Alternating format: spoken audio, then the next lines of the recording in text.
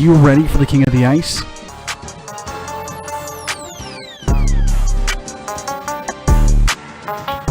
Pete's Power Plays with Philly Pete starts now on 12 Ounce Sports.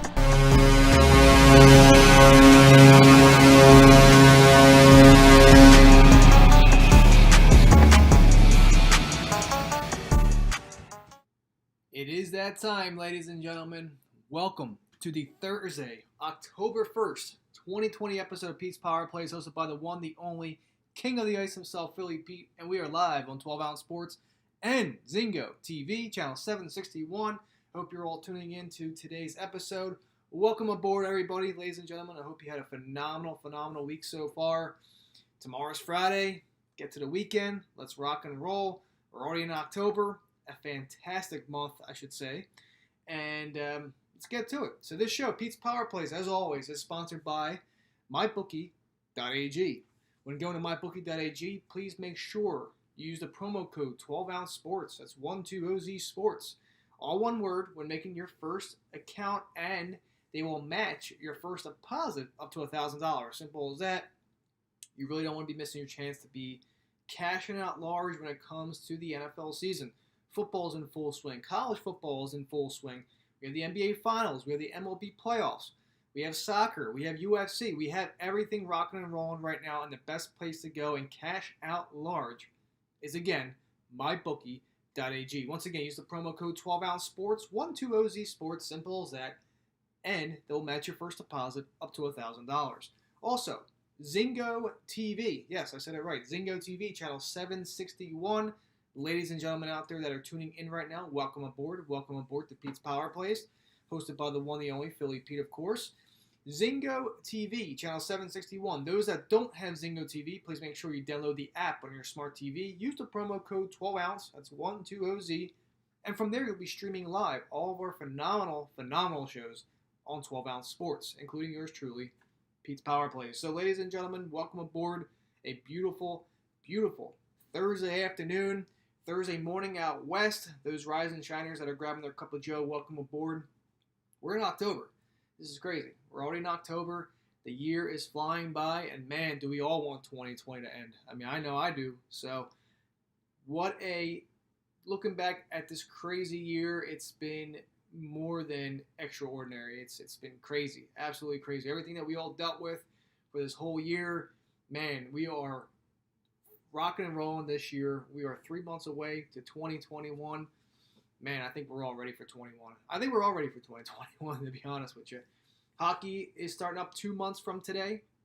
On this date, I should say, December 1st is the new season of the NHL. A lot to talk about today. I want to talk about the winners and losers of the NHL bubble. We had some winners and losers throughout the playoffs. How everything formed. What was the winner? What was more positive than negative? What was more negative than positives? I'll talk about that today on the show. NHL rumors, a lot of speculation with certain players, including Ekman Larson, including Jack Eichel.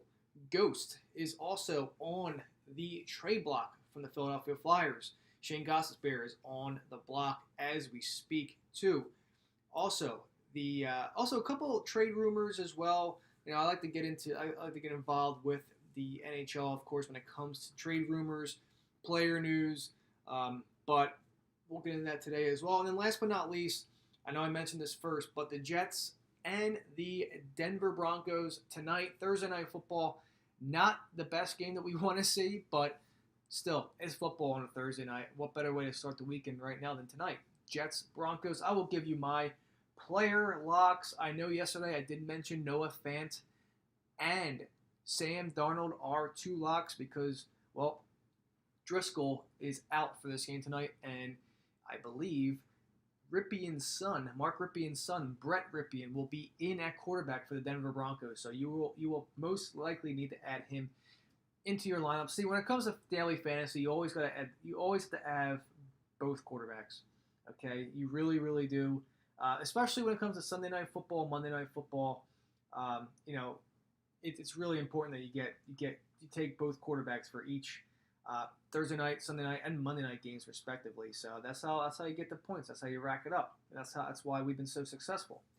So moving on. All right, we'll get to the lowdown tonight. And like I said, yesterday, those that didn't tune into my show yesterday, I did mention the under 40 for the Broncos Jets game.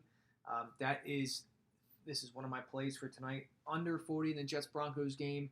And I locked this up earlier, but the Jets +3. Right now, it is a pick. Some books have +1, but I got this locked in at +3. Earlier in the week, I got this on Monday, right when the lines came out. I locked it in, and now they moved tremendously. So there you have it. Jets +3 and the under 40 for tonight's game. I'll talk more about that later on as we speak. So winners and losers of the NHL bubble. This is just phenomenal that we did it. Like we got through this, and there was no cases of the coronavirus for any of these teams. The 2020 Stanley Cup playoffs took 65 days, 24 teams, 5 playoff rounds, 2 bubbles, quote unquote, Toronto and Edmonton, and most important, 33,394 COVID-19 tests that returned 0, zilch, nada, goose eggs, nothing, no positive results according to the NHL. And listen, it's phenomenal. It's cool. It's very nice to hear. Same with the NBA. The NBA has done tremendous work with getting no positive cases as well. So these bubbles have held up very well for each of these 2 sports that we all love, basketball and hockey. So what can I say? Kudos, like I said, once again, for the bubble not bursting. So, however you want to calculate it, the quarantine postseason ended on Monday, as we know. Tampa Bay defeated the Dallas Stars in 6 games for Lord Stanley Cup. The season restart. Obviously, the restart was amazing. August 1st was an amazing day for all of us hockey fans. The season was completed without, of course, any sort of COVID-19 causing a disruption in the schedule or a massive detriment to player participation. Is absolutely astounding, I should say. Now, the safety and security of all involved was a paramount, and the NHL and the players partnered up to put on a great show. And man, what an achievement it was. It absolutely was incredible to watch. We all enjoyed it. Every damn second of it. It was awesome. I absolutely enjoyed the NHL playoffs this year. And, things worked out better than others. Some individuals, they came out of the bubble looking better than the others. And we always see in the Stanley Cup playoffs that some teams just had a better time than others. Some teams were just ready to rock and roll and get the hell out of the bubble. They were ready to go home. So, on that take here, the winner, once again, the bubble not bursting. Now, of course, when it comes to health and safety, the NHL was able to put on as safe of an event as possible during this pandemic. Toronto and Edmonton, of course, they got selected on July 26th. The NHL administered over thousands and thousands of COVID-19 testings to personnel, staff, and, of course, the players. So, with that being said, it had no positive cases. The league made a series of awesome decisions, pivoting from host tournaments in the U.S. to having in 2 Canadian cities, which made so much sense here. Canada was in better shape than America, simple as that, and that's why it was better. The coronavirus rates were a lot lower in Canada compared to the States. It just made so much sense to play hockey in Canada. So, there you have it. But the loser, however, is a morale bursting. So, of course, after the cup clinching game on Monday, John Cooper, the Lightning head coach, and, of course, Rick Bowness, the Stars coach, were asked if there's anything that they'll miss about the bubble experience or would like to be duplicated for future bubbles if this were to happen next year. But, they said that, probably the best part of the whole thing, Cooper said, is that when they check out of their apartments and their condo or their hotels, and going home. And Bowness said the same thing. There's just not one bit of this bubble life is going to be missed. So these guys are all tired of it. I've been saying this. I said this on the show a couple weeks ago, how these teams, when they're out, they want to get the hell home and be home. They really do. They don't want to spend any more time. It's brutal. I can't even imagine. You're isolated in your hotel room, I should say, and not much to do besides getting food delivered to you and just enjoying every second with your teammates as possible. I mean, it's tough. It's a tough life to live for 2 months almost. 2 months in the bubble is a lot, and I know these teams are ready to go home. So there you go. There you go. The morale bursting is obviously a loser. Now, winners, the backup goalies. Now, the playoffs we know are all about backup goalie energy. Look no further than, of course, who made it all the way to the final, the number 2, Anton Khudobin of the Dallas Stars. Of course, because Ben Bishop is the starter usually for the Stars, but he was unable or unfit to play because, of course, the layoff and the condensed schedule. Plenty of teams are fatigued by back-to-back games. This happens, especially to older players. And Khudobin stepped right in when Bishop was not ready to play. So having more than one capable goaltender was never more important. Now, by the second round, 6 regular season backups were de facto number 1s. So in terms of that, you had Thatcher Demko of the Canucks, you had Korpisalo, you had Yaroslav Halak, and you had Pavel Francois. So all these netminders who didn't really enter the tournament beforehand were the clear-cut starters for the rest of the tournament, which was awesome. And these guys played out of their minds. They played out of their minds. It was insane. I mean, Demko for the Canucks, I mean, that's just insane, like what he pulled off to help out those Canucks. And like I said, look for the future. Look for the future for the Canucks. Their future is looking bright. But the rest of these goalies stepped up when they needed the most. And, Khudobin as well. Like I said, for the Stars, he stepped in when they needed him. And look where it took them, to the Stanley Cup Finals. The loser, the goalie's looking to get big paydays this offseason. Okay? Now, I did mention a few. All right? The trading deadlines are coming up. And we're going to see where players are going. We're absolutely, once free agency hits, we're going to be ready to rock. I believe a week from tomorrow, October 9th, we're going to be seeing where teams are going or where players are going. And I'm looking forward to this. I can't wait. So I said earlier, Khudobin's out there. Lundqvist is out there, obviously. Markstrom is out there. Holtby, Crawford, goaltenders that I mentioned on yesterday's show. Thomas Greiss, Matt Murray, of course, Jimmy Howard, Craig Anderson, Cam Talbot. Goalies who are looking and who could be on the move, looking for a new home next season. So stay tuned. There's a lot of goaltenders out there. So those teams that need it, just get ready for it. Colorado Avalanche, Carolina, a couple of teams that desperately need a goalie of some sort, or an upgrade, I should say. Well, there's your list. So there's plenty to choose from in that pile right there, ladies and gentlemen. But another loser I want to add in here is Jim Rutherford. The Penguins GM had high hopes for this squad. And, of course, terrible injury luck. It happened throughout the playoffs. He decided to go all in. You had Crosby, you had Malkin. They're closing fast. They're getting older. They are getting older. And, the table's going to eventually turn for them. And he was a buyer at the trade deadline. And, he depleted his team's prospect and draft pick pool. So they basically were embarrassed by the Habs. The Montreal Canadiens had no right to be in this playoffs, but that's how it goes. Everyone that took the Montreal Canadiens to win the series, kudos. That was a great pick on your part. But the Penguins were absolutely embarrassed, and now Rutherford has to wheel and deal again. He already shipped Bugstad. He also shipped Hornqvist to the Panthers earlier last week. We saw this, and now they're gone. So the Penguins entered the pandemic pause feeling optimistic about their short-term prognosis. And you know what? After that, the Cup wasn't even reach into the first couple of games. I mean, this series was lights out. Lights out. And the Habs took full advantage of it. So another winner, Steve Mayer, the NHL's chief content officer, one of the most important gigs of the league. And it's the way that he was going back and forth. The greatest challenge, of course, in the staff was, not only dressing up 2 empty arenas to mimic playoff hockey, but designing all the perks, activities, and everything else in Toronto and Edmonton to make it like a real-life situation game and to make everyone involved feel safe and sane inside these bubbles. And, man, no one worked harder and hey, than these guys. And look at the results. It spoke for themselves. Absolutely, no doubt in my mind. So the winners, again, I like to say, the fans, the NHL did it. The NHL did it all to create the arena experience for all TV fans out there that watch TV.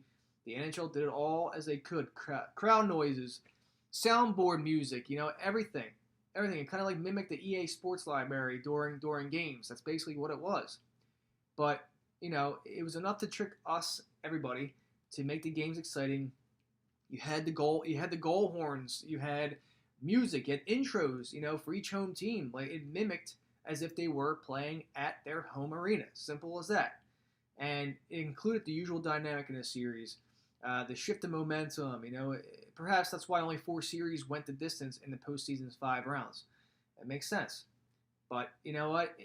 Absence of the fans this postseason was tough, but NHL did it right. And, there was no home ice advantage to anybody. But the absence, of course, will make the heart grow even fonder when we do have fans back in arenas. And we will appreciate this when that time comes. Absolutely. Now, of course, another loser is ticket revenue. We know this. A lot of tickets, a lot of money being lost with these tickets. That's just how it is. The amount of extra revenue generated by a run to Game 6 of the Finals would have been enormous for Dallas, of course. Of course this would have happened. But again, this translates into some new season tickets. And of course, the main key here is when fans are able to get back into the arenas. Simple as that. Now you've seen Dallas Stars fans in their arena as they had they basically had they had a viewing party in Dallas. And you saw, it's at least 15%, 15% were in there. You saw a couple hundred people just sitting down and watching the games. Why can't they do that in the future? Why can't they start maybe having arenas at 15 to 20%? The NFL is doing it. MLB, of course, is not, but the NFL and even college football, they have about 15%, 15% of people in the arenas, in the stadiums, I should say.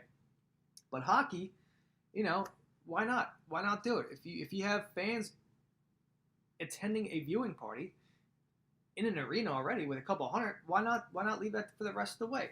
Again, that's the thoughts that go through my mind. We will see what happens next season, but I really think that they should open up to at least 10% of some crowd there. Of course, tickets will be a cluster in terms of like season ticket holders and a few others that are trying to get to a game. It's going to be tough to rearrange how that's going to be, but I'm sure that the people working behind the scenes have an idea of course, what they're going to be doing. And of course, last but not least, the winner, Gary Bettman. Boo him all you want. Boo him all you want. But this guy absolutely made things correct and right for us fans out there to watch a very successful NHL playoffs. It was awesome. And again, not one case of COVID-19 hit any player out of multiple and over thousands and thousands of tests ran throughout the postseason. Not one test came back positive. And Gary Bettman, hats off to you. You really turned this around for us fans, and we salute you. We really do. Boom or not, but I absolutely loved what Gary Bettman did for the NHL and helping us all out too and enjoying a very good Stanley Cup run. It was great. And he doesn't get his way. We all know that. Everyone boos him. But, as commissioner, he became the public face of these struggles. It was so surreal when he was heralded by pundits and fans of other sports as perhaps the most competitive and cooperative executive during the COVID-19 crisis. We know that. The NHL was meticulous, patient, and, very effective in its 4-phase restart plan. I mentioned all these phases throughout my shows in the past months. Every update possible, each and every plan of the 4-phase restart, and it resulted in a successful completion of the NHL season. Now the NHLPA, Bettman and the owners miraculously pulled it all together on a new collective bargaining agreement that charted a path through the economic crisis. The guy who used to be, the way that we know he is, with canceling a season, played a miracle role in one reviving one. This is like the NHL season was basically put on, on a hospital bed. Losing blood, losing its heartbeat, losing everything. All right, and a simple shock is what brought this back to life. And you got to thank Gary Bettman and all of NHLPA. Absolutely, hands down, hell of a run, hell of a year, and let's get some damn fans back into the season next year, shall we? I think we had enough watching TV. I think us hardcore fans want to get back into seeing fans and seeing the crowd and the roars and the cheering and the booing. But like I said, Gary Bettman wins the whole damn NHL this year of the return of the NHL for the postseason. And again, kudos to Gary Bettman once again, and for the last time. You really, truly pulled this miraculous and miracle season to life when we thought that we weren't going to have it anymore. So, once again, the Tampa Bay Lightning are your 2020 NHL Stanley Cup champs, and we will see you all again on December 1st. Moving on, but before I get into a quick rundown of trade prospects that I like here via rumors, this show, Thursday, October 1st, 2020's episode of Pete's Power Play is hosted by the one, the only King of the Ice himself, Philly Pete. We're live on 12 Ounce Sports and Zingo TV, channel 761. Tune in right now. You'll hear this lovely, lovely voice. But this show, as always, is sponsored by mybookie.ag. Use the promo code 12 Ounce Sports, all one word, when making your deposit, and they'll match your first one up to $1,000. Simple as that. Also, Zingo TV, channel 761. If you don't have the app, download it now. Use the promo code 12 Ounce, 120Z, and from there you'll be streaming live all of our phenomenal shows on 12 Ounce. Simple as that. Now, you're moving on here, and like I said, I'm digging what's going to happen here. You have Ryan Nugent-Hopkins up here. Oilers are in contact. As of last night and this morning, the Coyotes and Oilers are in conversation about getting Oliver Ekman-Larsson. The Oilers trying to get Ekman-Larsson from the Coyotes, and one player on the Oilers that could be on the move is Nugent-Hopkins. Okay, it seems like Nugent-Hopkins and a pick for Ekman-Larsson, maybe a little bit more. That is the word on the street. Also, the Oilers could be also looking at goaltenders like Peter Mrazek or Markstrom. Now, obviously, Mrazek is the plan B. They want to go after Markstrom. This will help the Oilers big time if they were to be considered in a cup run next year. I know one of those two teams, Oilers and Toronto and the Leafs, are long overdue. But I think the Oilers, with that team and that offense, you got to have a supportive goaltender. And I think Markstrom would be a phenomenal fit for the Oilers. And hell, even if they get Ekman-Larsson with a trade with Nugent-Hopkins, this Oilers team could go from 28-1 to as up as 10-1 with those players being added to that squad. So stay tuned. That is a lot of noise going on right now between the Oilers and the Coyotes. Now, Lightning are trying to dump $10 million in a trade. It looks like that, and I did mention on the show. I did mention on the show yesterday between Pat Maroon and all the other veterans on that squad. They're trying to move some players, but it appears now that Tyler Johnson could be on the move. Even Yanni Gourde. A lot of talks about that. Tyler Johnson, of course, we know how he is, and Yanni Gourde also played a big role in this Stanley Cup playoffs for the Tampa Bay Lightning. Now, it's going to be tough. You also have Sergachev out there. You have Cirelli. And you have Cernak as well, restricted free agents that are out there. And speculation is that the Lightning could move a pretty significant piece and potentially a surprising name in the next few days. Hint, hint, it could maybe even be Steven Stamkos. As much as I hate that to happen, he's injury prone now. The Lightning could absolutely dump him at the end of the day here when everything's said and done. This is when it comes to surprising. I'm gonna go on a limb here and say Steven Stamkos is that player. And again, stay tuned to that. I'm really looking forward to seeing, eager to see what the Lightning do in the offseason. The Sens are looking to move from the number 5 overall pick. A lot of speculation going on here, which means that they want the Senators want to stay in the top 10, but they're having discussions because they have two top 10 picks, obviously, and one including being from San Jose, and they want to stay in the top 10, so they'll keep one. They'll move the number 5 pick. It looks like they're having discussions with the Ducks, the Devils, the Sabres, the Wild, and the Winnipeg Jets. Now, this could help and benefit maybe even a Line A sweepstakes, as I heard that the Senators are involved as well, not only with Philly and a few other teams, but the Sens are also trying to wheel and deal for Patrick Line, which is why they have been talking to Winnipeg lately. And a reason why that they would move the number 5 overall pick is to get Line on the Senators. All right, so we'll see what happens. Again, this is why I can't wait for next week to see what is going to go down in this offseason. We know the Rangers and Lundqvist said their goodbyes. We know a lot of teams are looking for another goaltender.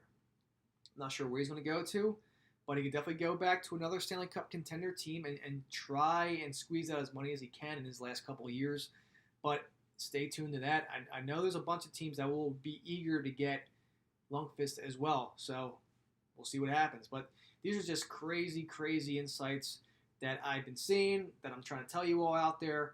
But most importantly, the Ekman-Larsson deal to Edmonton for Nugent Hopkins and a pick, I believe, is definitely been really, really active right now. And even Torrey Krug from Boston, a lot of word in the street is that Edmonton is trying to get a top-notch defenseman. And like I said, Ekman-Larsson is on there, and Torrey Krug is up there as well from Boston. So time will tell. They need they need a defensive superstar to be with McDavid and Draisaitl. Simple as that. That's why I feel like it makes sense that Ekman-Larsson could leave the Coyotes here and enter a team that needs a bigger hole in defense that will make an impact right away, and that could be the Edmonton Oilers. Simple as that.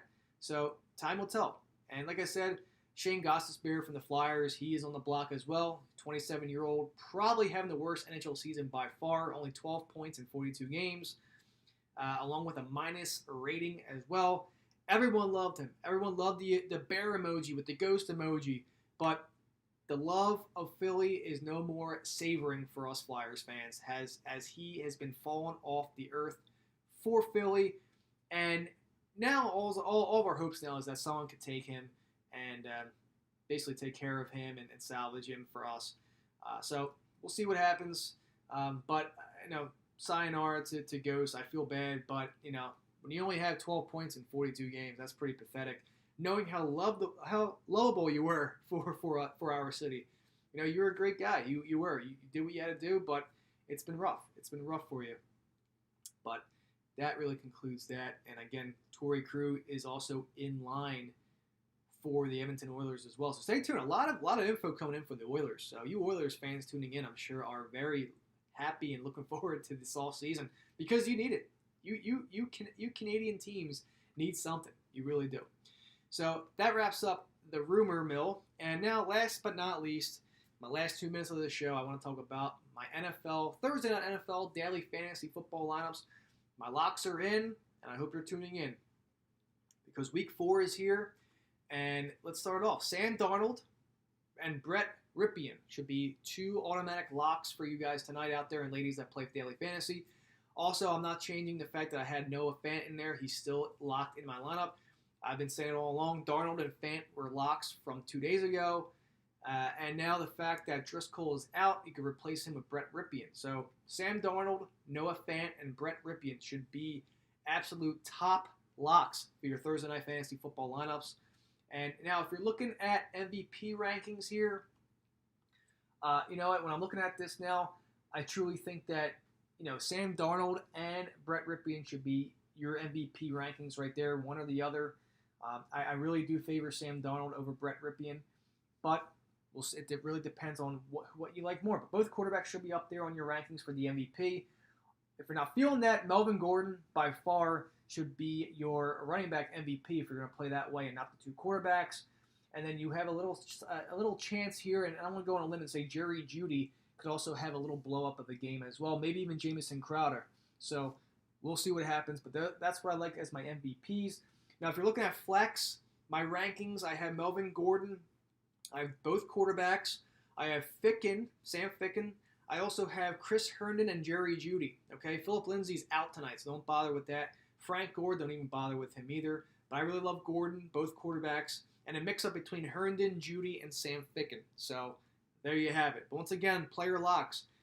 You have both quarterbacks, Darnold, Ripien, and, of course, Noah Fant as my locks for tonight. And you could also add in Mr. Melvin Gordon if need be as well. So, ladies and gentlemen, that's my week. I'm out of time. Hope you all have a phenomenal weekend. Week 4 is here. Talk to you guys on Tuesday. Once again, have a great weekend, and I'll talk to you guys later. See ya.